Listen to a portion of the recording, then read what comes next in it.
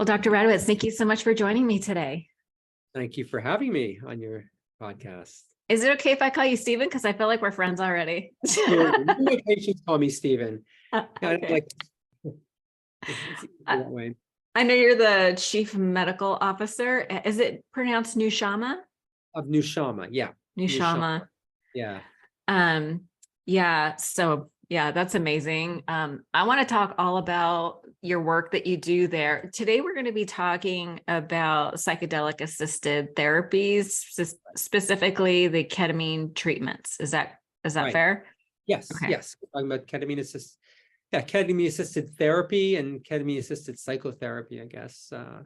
In relation to mood disorders, addiction, alcohol use disorder. So we can go over some. Yeah, we'll go over we'll define some terms so that we're all kind of on the same page. But my interest is really, when your team reached out to me, I was like, absolutely 100% yes. I have a family member that was in the process of, or just about to go into a psychedelic assisted therapy in California. And he's since returned and with magical life-altering results.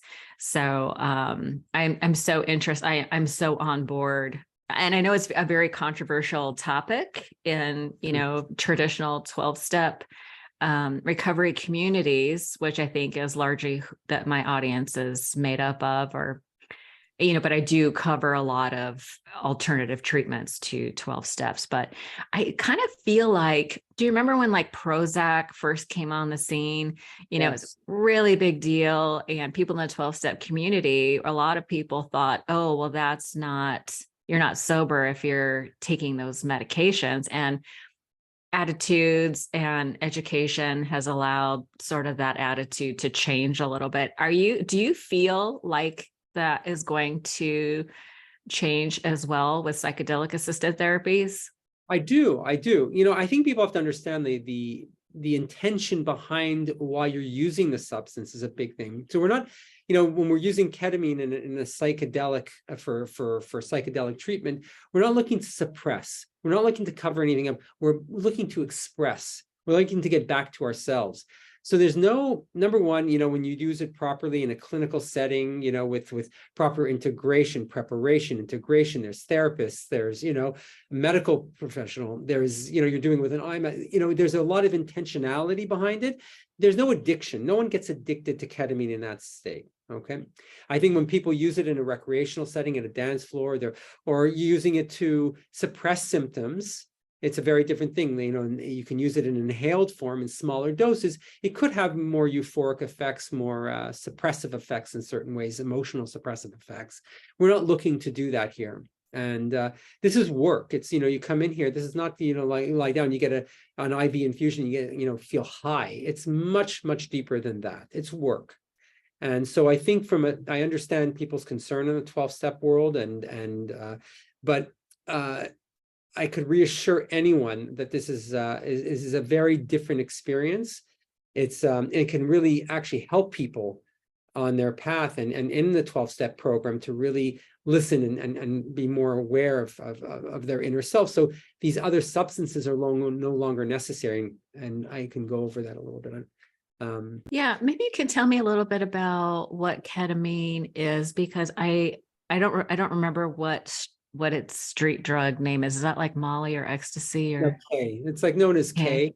Okay. I'm a sober song. I don't remember what. Very simple. So yeah. Okay. Ketamine is an anesthetic agent. It's been around since the 1960s.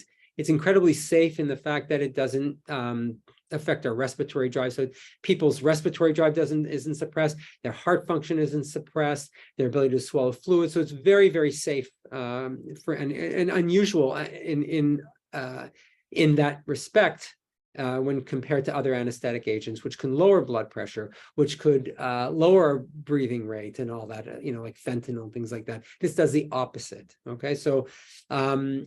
And they noticed in some people who were undergoing anesthesia later on that people who with underlying mood disorders, that they were actually, after their procedures, they were feeling actually their mood was more elevated. They felt better and less depressed, more open.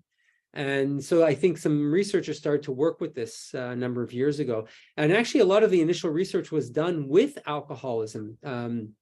Dr. Krupitsky would use very high doses, very psycholytic or egolytic doses of ketamine, and found in a very controlled setting, in a hospital setting, people who are, undergoing intensive rehab, and would have an experience with this, and it would completely cure a large percentage of his clients who went through this treatment, completely abstained, had realized that the alcohol was no longer necessary.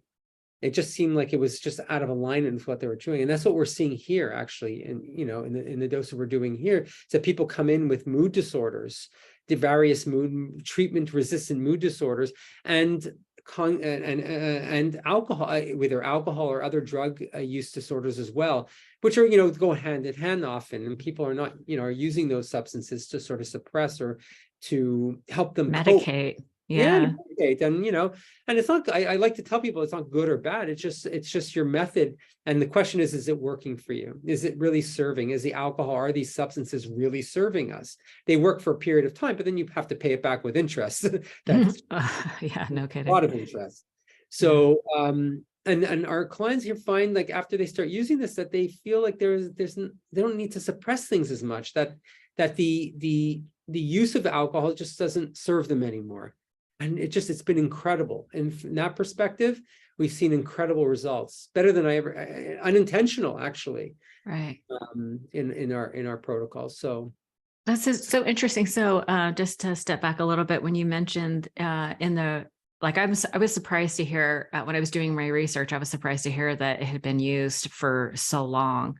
But it was interesting what you said about when people are coming out of that experience, that they felt better.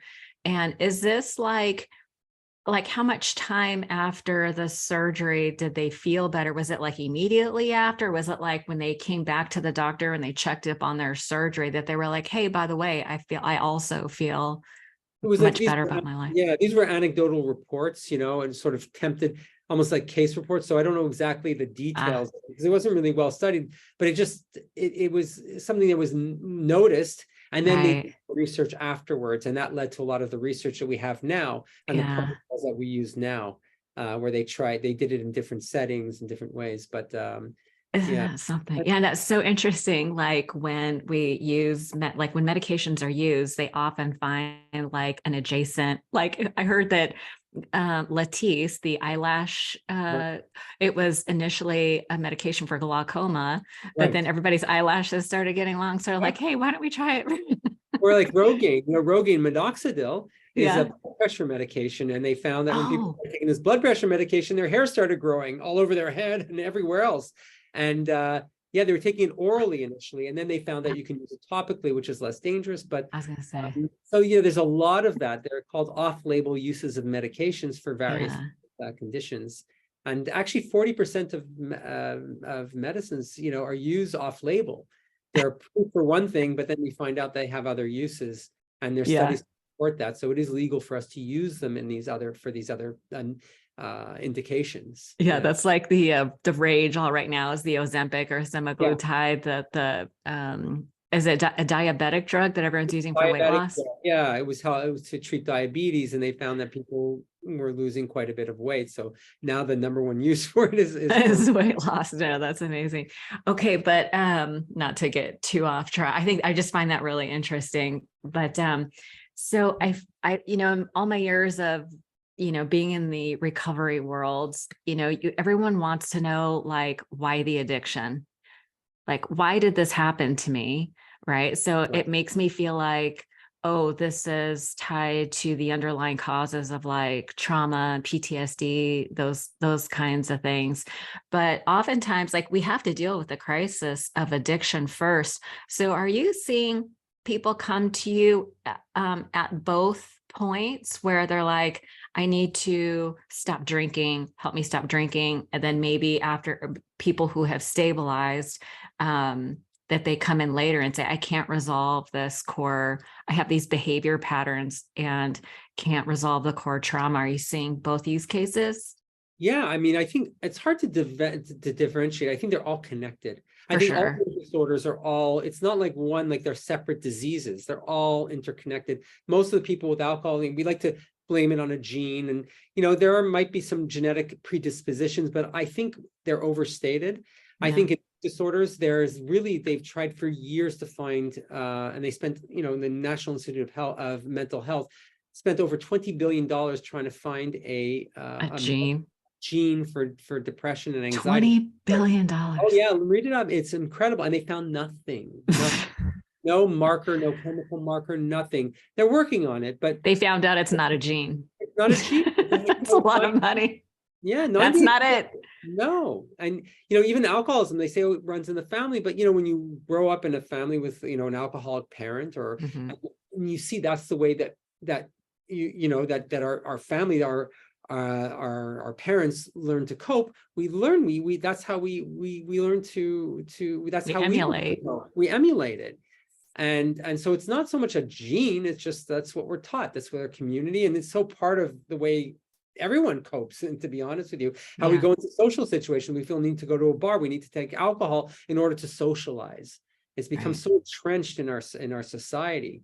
And I think we can do it. And a lot of people do socialize better without the alcohol once we feel more confident. So, the key is, I think, to answer your question, we treat both at the same time. So when we do an intake, we go over their mental, their physical, all their physical elements, their mental health, their mood disorders, and also their addiction use. Everybody we question everybody, and they're always linked. Like 90% or more of the people who have addiction issues generally have some type of trauma, or something they're trying to cover up, something they were trying to self-medicate with.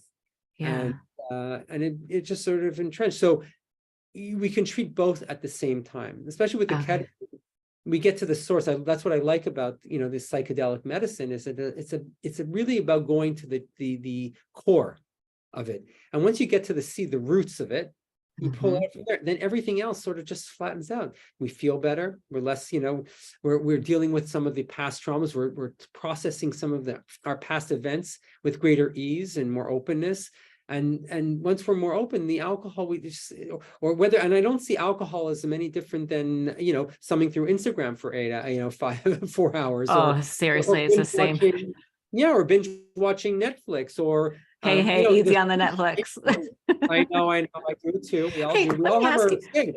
Let me ask you something though, because I'm also an obsessive reader, right? Like, and audiobooks and all that.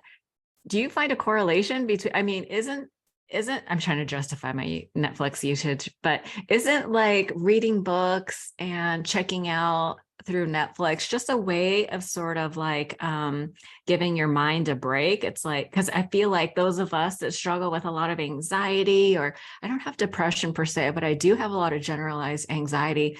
And it's almost a way to check out a little bit, and to like, is there a valid place for that? I think, like Please say yes. When we use the word obsessive, yes. I think we want to get to the point where we're using it for our free will. Sometimes we do need a break. It's okay. Some people just need to lose themselves, and I do it myself. But the point is, when we start to get, to use it as an escape, that we're, to self-medicate, that's when we get into trouble. So we can, sometimes it's nice to give the mind a break, to just be free, peaceful with ourselves. And if you notice, it's not taking away the anxiety. The question is, why am I feeling anxious? Are there better ways to self-soothe, where I don't have to run and always escape into something else? And so it's this doing and feeding. It actually feeds the anxiety. It takes us away from actually just being with ourselves, So, and psychedelics to me, are is a way of almost like a deep sense of meditation. I call it liquid meditation, the ketamine. Ooh. That's very interesting, because it's about getting into a very deep sense of mindfulness, and that's all it is. I say it's a chemical key to our ego. It dims the effects of the ego, and it gives us more access to this sort of very quiet presence, a quiet consciousness. That's who we are. And in the journeys, you get some of the things you experience, these wondrous things, and then also dissolving of, and I can go into a little bit of that afterwards. It gives you almost like a backdrop in order to appreciate this observer. We're observing, these things happen. And there's points in some of the ketamine journeys where everything sort of just goes black, dark. We sort of feel like we're floating in space. Some people feel like there's a dissolution. They lose a sense of who they are, but yet there's a very deep presence, an observing of that. And it becomes very obvious during these journeys. And that's the medicine, not the ketamine. The ketamine is just the key. It's a tool to get us there. And I think, people who, Tibetan monks and different people who have very, very, very strong meditation practices could reach similar states that you do with any of these psychedelics, but it could take years and years of practice and sometimes lifetimes to get there. And what the ketamine does is it sort of brings us there to a certain extent, to appreciate that quiet inner voice that's always guiding us, and to listen to it, learn to listen to it. And we have a free will to choose to listen to it or not. But sometimes the anxiety, when we're always, watching the Netflix or drinking or that, we lose touch with it. We might not feel the anxiety, depression, so the ego's not working in a certain way, but we're also suppressing our access to that inner voice that's always guiding us. Yeah, it sounds like that disconnection. Yeah, I was like, there's a time for rest, but like the Netflix, or really like the drugs and alcohol, which is the real problem, is the disconnection from everything. It numbs out all the pain, but it also numbs out your intuition and your joy and everything else that's good about you. And our connections, like people are not, their spouse, people are not even having sex anymore. They're lying in bed and everyone's on their phones, something through Instagram or watching Netflix. And we're becoming disconnected from not only ourselves, but our spouses, our families, and everyone's just sort of somewhere else. We're elsewhere. Right. Yeah. And the real cure, the longevity, the happiness comes from these connections, comes from the community and the love and we're moving away. They did a big study, the Harvard study on longevity, and the number one thing, the number one biohack was relationships, was connection. Wasn't it like 100-year study or something like that? It was a 100-year study. And it was a very simple answer to it all. The number one. After all of that. Yeah. There's a beautiful book called I guess it goes along with psychedelics, but The Blue Zone. Do you ever read the book? That's right. Yeah. I haven't read it, but it's on the list. It's a great book, and it also takes us there. And they analyze different communities where people lived prolonged to, well over 100, some of them. And where were the commonalities between these communities? And one of the main thing was community. Yeah, community and connection. Yeah, I feel like that's what has been so helpful for me personally, and like a 12-step community is just having, just support, having other people to relate to and connect with. And really it was about friendship and, sharing some laughs and sometimes some tears, but just being a part of and having a community. I want to take you back a little bit to something that you said about, a lot of us that have struggled with drugs and alcohol, we're trying to cover up or distract from pain, right? And in my mind, the purpose of obsession is distraction, and addictions are very obsessive, all-consuming experiences. And I think it's normal human. I think it's natural to want to disconnect from pain, but it almost feels like the antidote really is to do the exact opposite, which is to, instead of covering up, connect with it. Can you talk a little bit about how the ketamine assisted therapies allow people to connect and sort of what the outcomes are for that? Yeah, I think, like you said, it's a lot of it's unprocessed trauma, unprocessed events from our past that make us feel unsafe. Right. The brain is it's a computer, it's a machine that helps us predict future events based on past situations, right? So, if there's something happened to us as a child, the brain will predict it. We don't feel anything that triggers or anything that seems like that. The brain will try and predict, okay, if you continue doing this, this and this could happen to you. But a lot of the programming that went into that was based on issues when we were, or situations when we were a child, that are no longer valid today. but the brain has been programmed. It's almost an operating system that hasn't been updated since we were a child. The default mode network. Oh yeah, exactly. The default mode that gives us an idea. That's what connects memories with emotions. And it's this prediction generating machine. Yeah. It helps us survive, but it doesn't help us live. There's two parts to us. We also not only want to survive, physically want to survive, but we want the levity of living, having purpose and meaning and joy and happiness. And, number one, we have to feel safe. But if we're too much into the safety mode, if we don't take chances, we can't live. Right. And so the way that what the ketamine does is it allows us to put the machine, this default mode network, on hold a little bit, allow the brain to work in a little bit more free flow, and allow us to step back from those situations, see it with more objectivity, and hopefully be able to process some of the past events, probably the memory in a healthier way, and create new connections that are more valid to today, to where we are today, that we are safe now. We can and we can let the mind know that we're safe. So it's all upgrading the operating system in a way. Yeah. A specific way. So that's where it helps us. And I think the whole process of psychedelics in general is about letting go. Number one, acknowledging how we feel from our past. So something hurt me, something, there was a traumatic event, to acknowledge it, how I feel, and then to accept it, that it wasn't there to hurt me, or to make me suffer. That's a hard one. To learn from it, grow from it, to really extract the jewel. There's a jewel within that event to help us become more wise and more and stronger. Give some of the people who brought those difficult lessons. And forgiveness is not justifying the people who hurt us, not at all. It's about releasing ourselves from it, letting ourselves go, learning from it. And the universe will take care of who hurts us. No one's meant, and a lot of people were hurt themselves. Doesn't justify them hurting you. And then letting go. And then that's the whole this process of really moving forward, moving through it. So the alcohol and all these emotions are no longer necessary, and we can see the world, see our life in a little bit more with more ease. So that's how it really helps, I think. So we don't longer have, so once we get into that point where we feel more at ease, we feel safe, we no longer need these substances. They become unnecessary. And that's what I get here is people tell me that just they realize it doesn't serve me. It wasn't even one of their intentions to stop drinking. It was but they just feel like they go for it and they just don't feel it's necessary, because I'm already feeling safe. I feel good. Why would I take a drink that's going to take me further away from that? Yeah, not to mention all the negative repercussions of drinking. I mean, even as benign as a hangover, feeling tired the next day, it's not even worth that.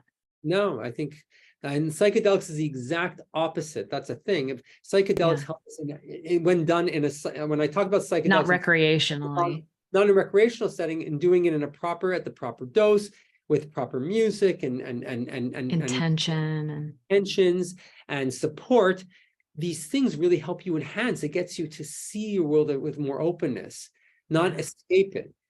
Alcohol, even smoking, even using some of these substances, they suppress. They just put off. Suppress. They suppress. We want to get to a place where we're not hiding from anything anymore. There's nothing to suppress anymore.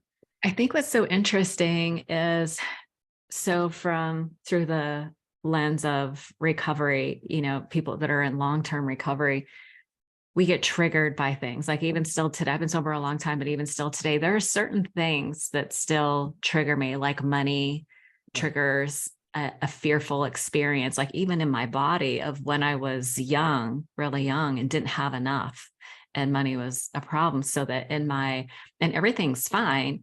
And so the key for me, my red flag is whenever my response is disproportionate to the situation, that's my cue that it's not about the situation. It's about something that happened in the past. I'm being triggered, some fear mechanism is being triggered in my brain, whether the amygdala is triggering something and then my vagus nerve gets hijacked. I can't even think straight.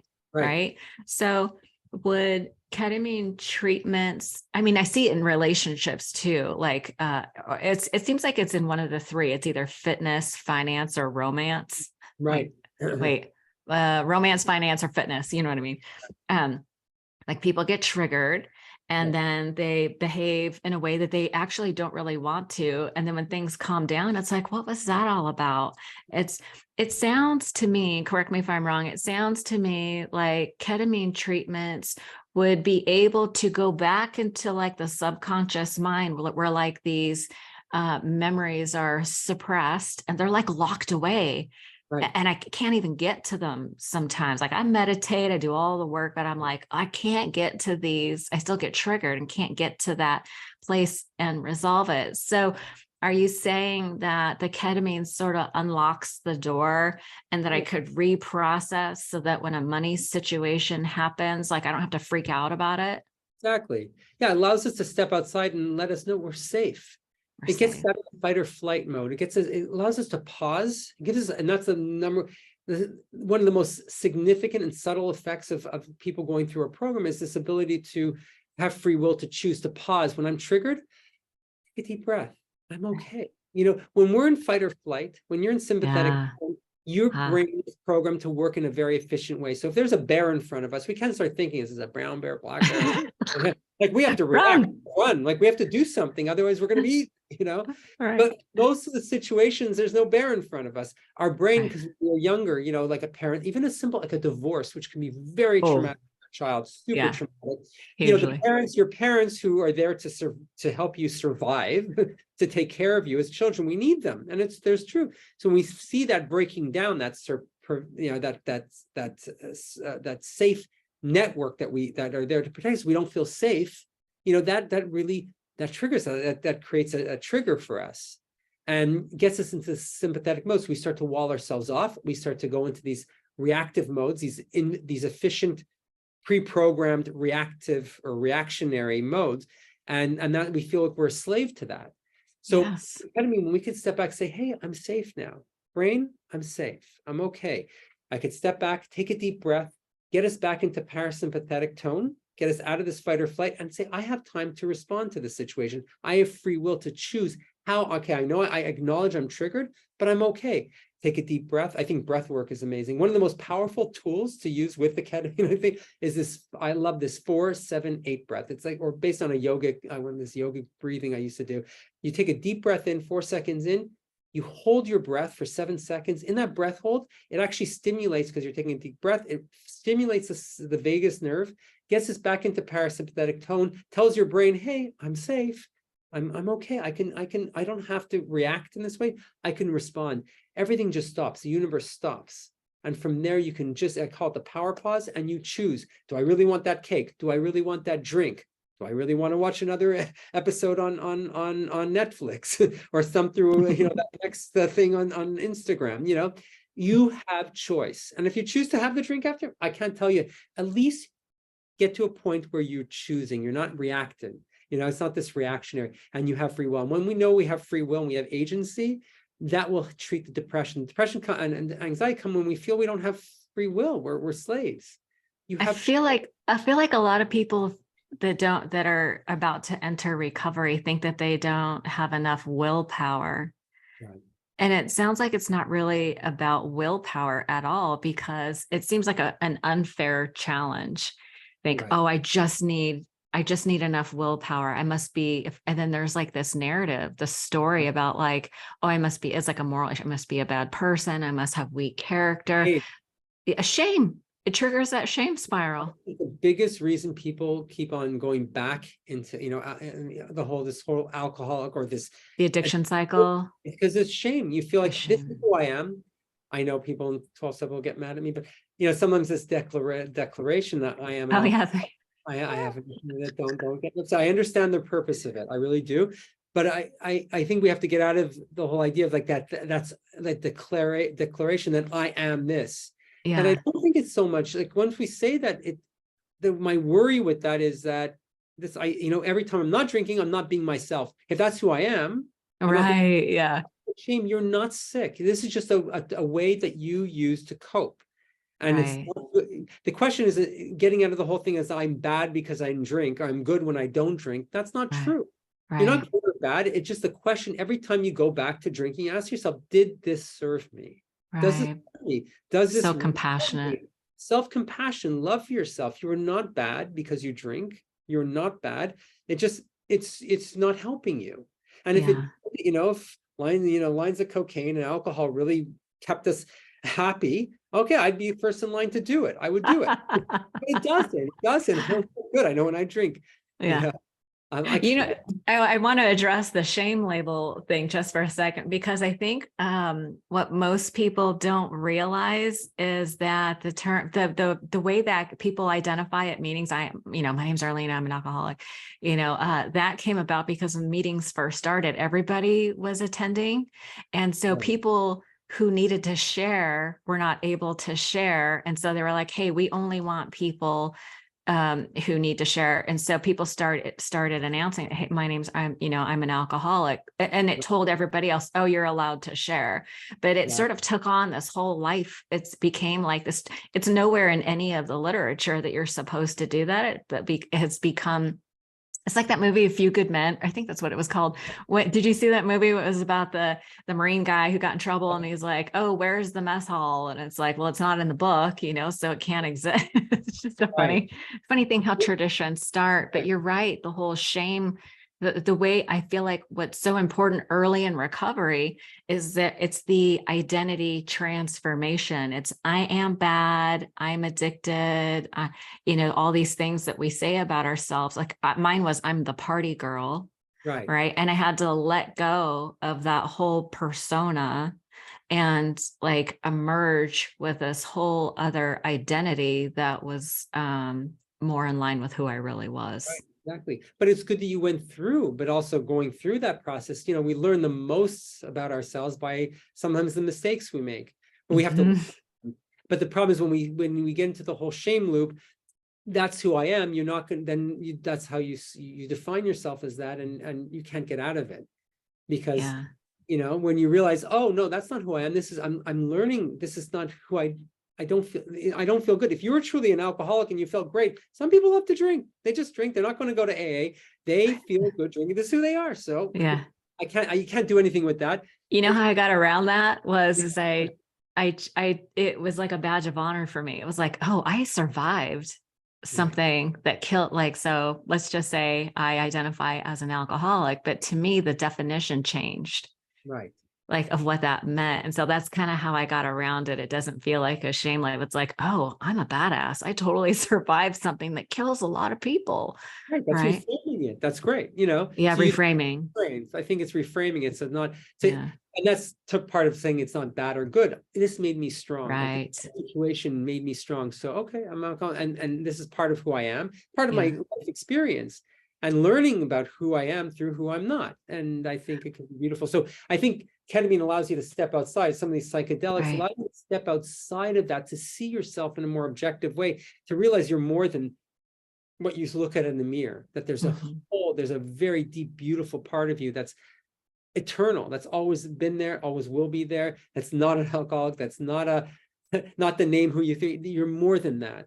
You're more than this. You're much more than that. And you have the inner strength to get over it, and no matter how many times it takes you, you're okay. And bad when we fall, we're not bad. Right. It's just part of the process. That's like how many chances do you give a baby to walk? You give them as many as they need. Hopefully we don't keep on making the same mistakes, and we make changes along the way. If we keep on doing the exact same thing over and over, obviously it's the definition. It's not going to work. So. And how does spirituality is a big component in a lot of recovery programs, not just 12-step, it's in a lot of different, and I know that you have spiritual practices too. Does this process incorporate or inspire a degree of spirituality? Oh, absolutely. And we have to understand what is spirituality. When we talk about this inner voice, the spirit, the soul, that's to me is spirituality. Getting to this, realize that we're all connected. This inner being that's connected to everything. That's spirituality to me. And it's not necessarily the religion that we talk about, although religion sometimes could be a vehicle to get there or to guide us, or sometimes the opposite. But the experiences that people have on, using the ketamine or other psychedelics is a spiritual experience. It's a very deep spiritual experience. And I have someone here who has issues with drinking, who describes herself as a radical materialist. That started to change, and I wasn't allowed to mention anything about spirituality. Like, she was very strict about that. And after the third infusion, she started like being more open to it. Like, and I went in there and I started talking about it a little bit, and I forgot some of how strict she was with it. And she was sitting there listening, and I'm like, I'm hoping this isn't upsetting. And she goes, no, I'm okay. I'm okay. And this is during a ketamine session? Yeah, this is like, well, like during the series, like right before. So I meet with them before they dose. So not one under the influence. I see. When we do for like setting the intentions. So after her third, or was like on her fourth one, she started to be more open to this, which was really interesting. And realize, because you get in touch with during these experiences, you do get in touch with this sort of more mystical side of ourselves. And, when I call mystical or spiritual, doesn't necessarily, there is a science to it. I don't think we're that advanced. When you read about quantum physics or things like that, I mean, reading a spiritual novel, it's like, there's this beautiful feeling of interconnectedness, this oneness that you get during these journeys that is amazing, that is very helpful. So it is, I think, the spirituality. I do have people read books. I recommend different spiritual books. What kind of books do you like to recommend? So I like The Untethered Soul by Michael Singer. Great book that people love. Anything by Pema Chodron, which is like an amazing, she's great. There's another one, Conversations with God, which sounds religious. Oh yeah, Donald Walsh. Neil Donald Walsh. Neil Donald Walsh. Thank you. Yeah, that was a really good one. He's great, and there's some things in there that were quite enlightening for me. Sat on my shelf for a while before I opened it. It seemed a little weird, but really helped. So there's a number. We have like a whole reading list, and and people have to find their way. There's a Letting Go is a really good one. He also wrote about recovery, addiction and recovery. Neil Donald Walsh did? No, it's another David Hawkins. Really, really good book. I recommend. That name sounds familiar. I'm sure he wrote a book, it's called Letting Go, very popular. Okay, Letting Go. Actually, it sums up all the work we do with psychedelics, with anything. But and he also wrote a book on recovery, called Healing and Recovery. I forgot the name of it. I'll look it up and put it in the show notes for those that are listening.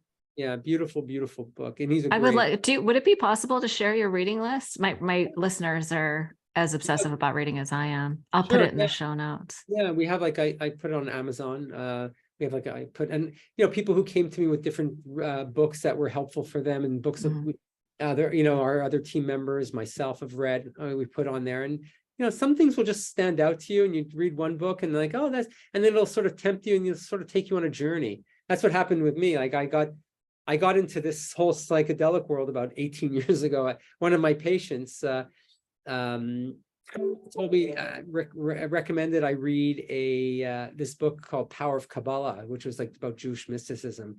He wasn't even Jewish. And I'm Jewish, so and I read it. Was a very simple book by Rav Berg, I think, called The Power of Kabbalah, and it really, I don't know, just opened my eyes, and I was just changed my entire life. Everything. Isn't that amazing? That was a real psychedelic experience, because it really allowed me. Psychedelics allow you to see the world in a more open way, in a different way, and that's what it did. You don't necessarily have to do a substance to have a psychedelic experience, believe it or not, and you can have openness and treat without a psychedelic. So you don't have to do ketamine. It's just one tool that's available that can really help people open them up. And I find my own work with psychedelics really helped me open myself up spiritually as well. And so help me read, help my meditation practice, help with some of my yoga practice, things like that. So I use it as a tool, not a means to an end, So you had a client who, or a patient who was talking about psychedelic experiences to you, and that sort of led you down a road and led to your own personal experiences with psychedelics? Yes.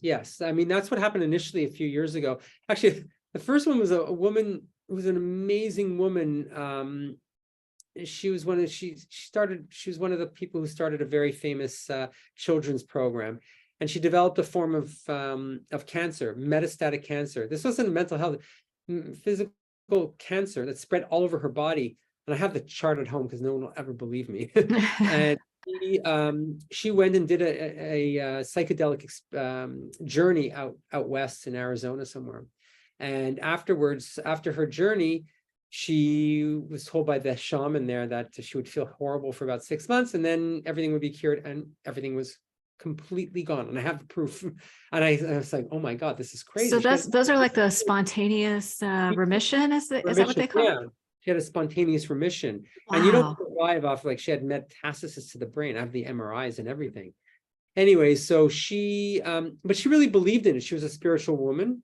And a lot of it is her belief. It's not so much only the treatment. You know, her husband years later also developed a metastatic cancer, did the same treatment and didn't work. And she told me that he did it because she did it. So it's more than just, remember, it's more than just the ketamine or the psychedelics, or, you know, you have to really go into it with intention, and it's a whole process. And so it took her also on a very deep spiritual journey. So that was one of them. And then I had a number of my own patients who did, you know, for mental health issues and whatnot. So I became interested in it, and did a few journeys myself and saw the power in it and the beauty of it. And so I don't do it often, but I do it with great intention and great reverence. Yeah, because it's like psychic healing surgery, or mental, emotional. It's opening. It's, you know, you can think of it again like very deep meditation, very deep meditation. So I recommend. Yeah, so it's a lot. One of the things that I think one of the biggest obstacles people in recovery come up against when they think about psychedelic assisted therapy is they're afraid it'll become another addiction. What are your reflections on that? Right. No, I understand. You know, even ketamine, you know, there is a street, you know, people do it on the street. So in small doses, it's about your intentionality. Like, you know, if you do, and the dose. So, you know, in lower doses, ketamine could, you know, it could cause more of a euphoric effect. People are doing it in recreational settings. So these lower doses. In lower, the strange thing with ketamine is in lower doses, it's more addictive. In higher doses with intentional IV, it induces a very deep dissociative, you know, or psychedelic experience that has never been shown to be addictive. No psychedelic has ever been shown to be addictive when used properly. You know, when used properly. Yeah, when used properly. And that's the beauty, I think. So when you use it, like, that's why I have some issue with some of these home treatments, is that, you know, people can use it in small doses, and even, you know, taking a little bit of ketamine when I'm not feeling good and using it to suppress. To me, that's no different. It's not the point of psychedelics. The psychedelics is not about suppression. We're not here to suppress anything. We're about expressing ourselves, and it's work. Anyone thinks that they're going to do a psychedelic experience and they're going to come in here and get a nice high. It's not that at all. It's significant. It's work. It's work, and I've done it myself. You know, and I walk out of there and I was humbled, very deeply humbled by it. So I think it's very. Yeah, it's a deep experience. What an interesting. So I've noticed that when people have that experience of deeply humbling, like you hear about people who've achieved something really amazing. It's not always like an egoic, like I'm amazing. It's like a deeply humbling experience. Like, oh my gosh, I was so blessed. Right. It's like so deeply and profoundly blessed that it's that low point. You know, a lot of alcoholics. That's what it is. It's you go to that sometimes, you know, you hope you don't have to go there, but some people have to reach rock bottom. Yeah. Rock bottom, that's when you really surrender. And there's light. When you surrender, you think you fall. Surrendering is actually elevation. You elevate, you get rid of, you diminish the ego to such a point where you finally get in touch with that inner voice. And so you surrender the ego, but you open yourself up to this beautiful essence of who you are.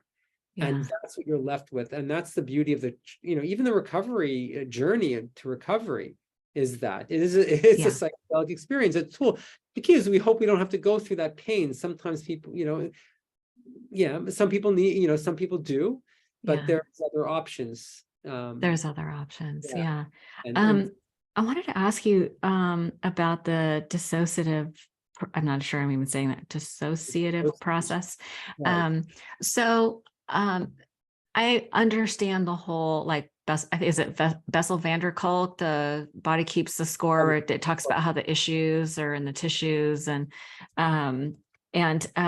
one of the things that I've seen that's very difficult to heal from is like childhood sexual abuse, Yes. things like that. Like, I had a client who couldn't do EMDR because it was like re-traumatizing. Yeah. And so it's my understanding that ketamine specifically has this dissociative process so that they can still do the reprocessing without being re-traumatized. Is that the case? Exactly. You know, people misunderstand like, you know, when we talk about dissociation, it's not emotional dissociation. It's not stepping outside. It's they use the term dissociation with ketamine came as a marketing tool because psychedelic, the word psychedelic in the 1960s was not a good way to sell a Not bad marketing tool. It was not good. So they came up with this sort of dissociation. The dissociation is a dissociation from the ego, not from ourselves. Actually, you become more emotional in certain ways, but you don't have to relive the trauma. So most people come in here don't necessarily go back and relive the trauma. And I don't think it's necessary to always relive this trauma, especially if something so difficult as sexual trauma. It's not necessary. But what you do is you can go and you feel it, you release, you know, you don't have, you release the memory, the attachment to it. Number one, you have to acknowledge the pain that it caused you. So that's very important. And that takes, you know, therapy and years of therapy. But once you, you know, acknowledge it, then we need to accept. The acceptance is a very interesting thing because that's where the dissociation, that's where the ketamine and the psychedelics happen, because you can step outside of it and observe it with curiosity rather than seeing it as good or bad.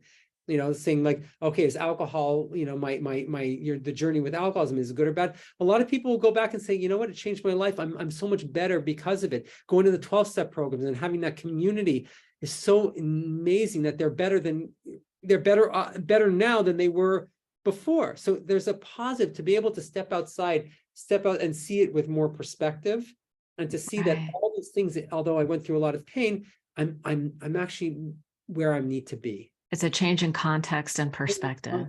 To be able to step outside and see. And most of the difficult trauma that we go through, the difficult situations, if we're able to step outside and learn from it and grow from it, once you step outside with time, you know, it heals, we're able to see, you know what, it just made sense. It took me into a place where it made sense if you do it. It doesn't justify it. And, you know, not to, you have to be careful with this, because we don't ever want to justify the people who hurt us.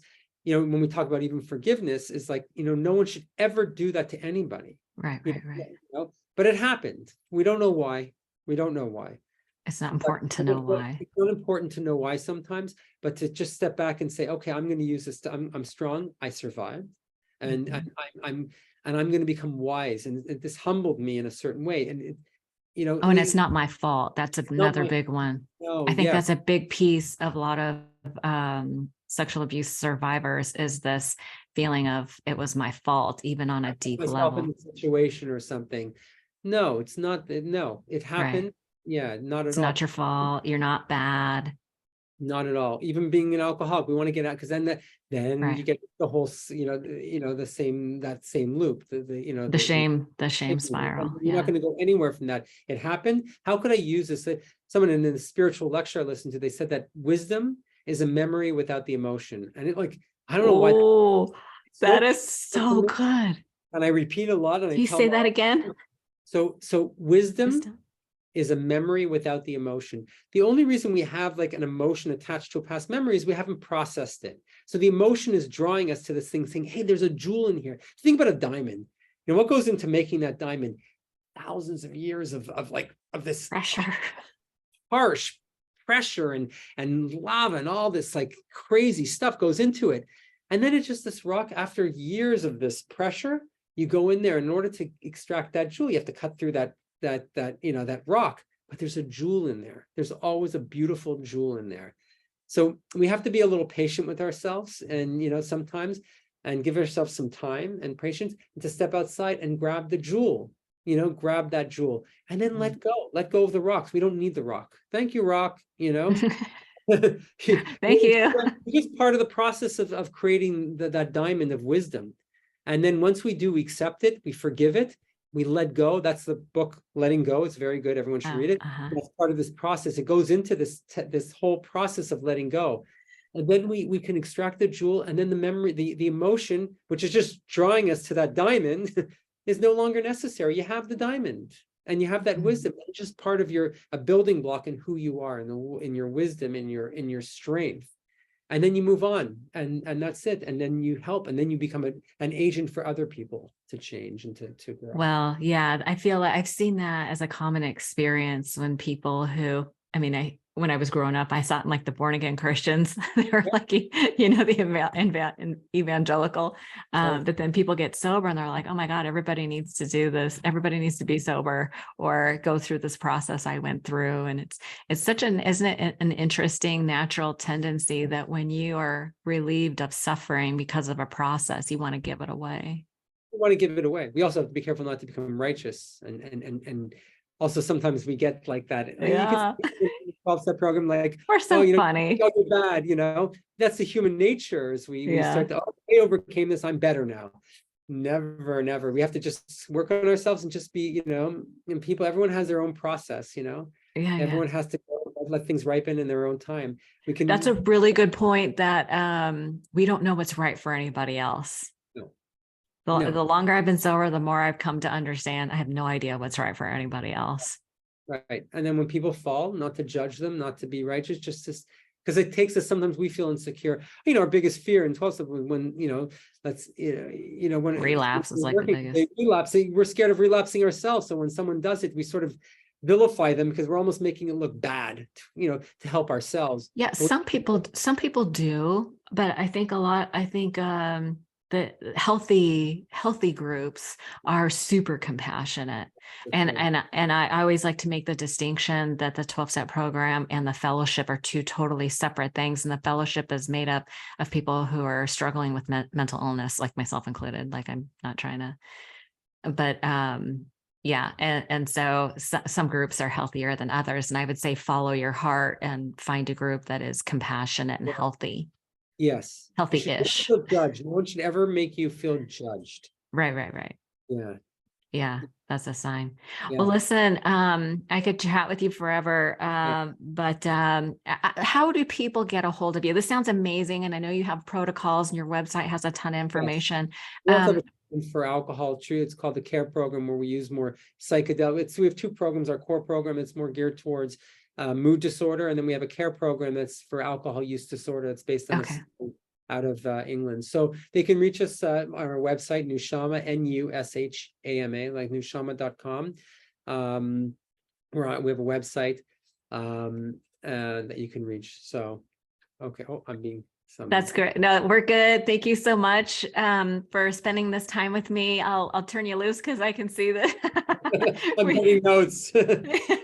Yeah, but thank you so much. This was so helpful. I know this is going to help a lot of people, and just thank you from the bottom of my heart. Thank you for the work that you're doing. What you're doing is really important. So thank you so much. Pleasure. Anyone ever has any questions, feel free to reach us. Even if you're not interested in ketamine, I'm happy to talk to anyone about this, because it's beautiful, beautiful work. It is. It's much needed. So thank you so much. Sure.